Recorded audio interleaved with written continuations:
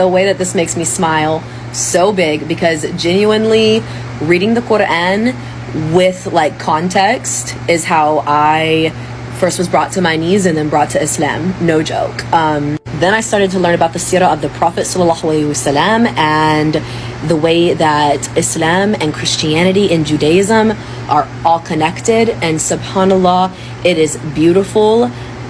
Keep going. And subhanAllah, I remember like learning about how post 9/11, you know, the uprise in Islamophobia was so severe, but it was partnered with a mass conversion of people to Islam, because they see what's happening. So many people will hear about it and will want to know. They want to be curious, and they will start looking, they'll start asking questions, and they will find the truth, and that is Islam. Subhanallah. And I already know what's happening now.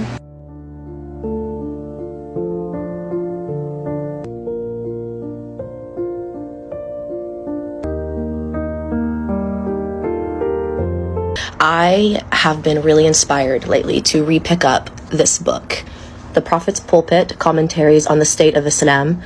This is by Dr. Khalid Abu Fadl, and to be honest with you, it's one of the most inspiring books that I've read since I have converted to Islam, and it is one that makes me feel the most full of passion, and the one that reminds me the most of what it is and what it means to be Muslim.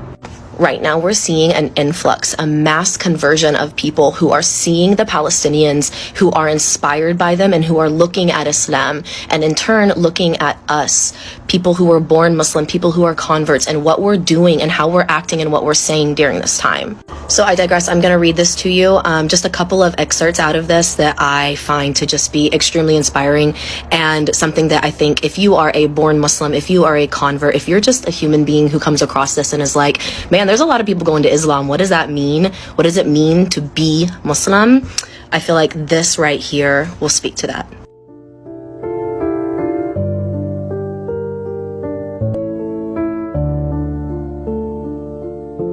Just a reminder, if it's prayer time wherever you are at, try your best to stop whatever it is that you're doing, make wudu, and go pray, because even though it might be really, really difficult, there's so much reward in making Allah first. And the thing is that like I speak to myself first. Like I remind myself first here, and this is more of just kind of like my own little personal yet public reminder to myself, because I really have been struggling lately. Actually, I'm not gonna lie, probably every month close to my cycle, I really struggle to pray. Do any other women have that same like experience? I have a harder time connecting. I have a harder time just dropping whatever I'm doing and like getting to it and like connecting with my creator. You know. So if you're Muslim, just remember everything prescribed to us from the Creator is for our own good. It helps me during prayer to remember that we say Allahu Akbar because it means God is greater, meaning greater than anything. So drop it and come to Allah. And if you're not Muslim, subhanAllah, it's still an amazing practice to drop everything and connect with your surroundings.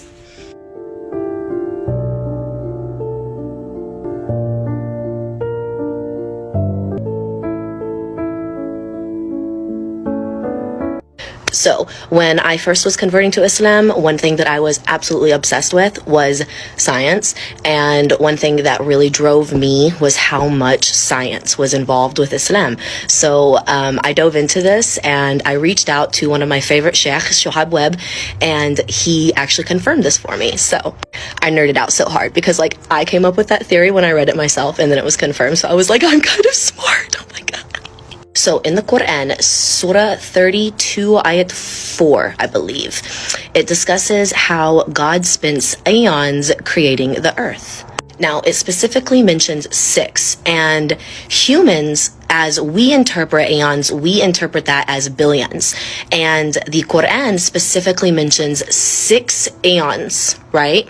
Okay. So history and science have confirmed for us that historically the world has been destroyed 5 times over millions of years, right?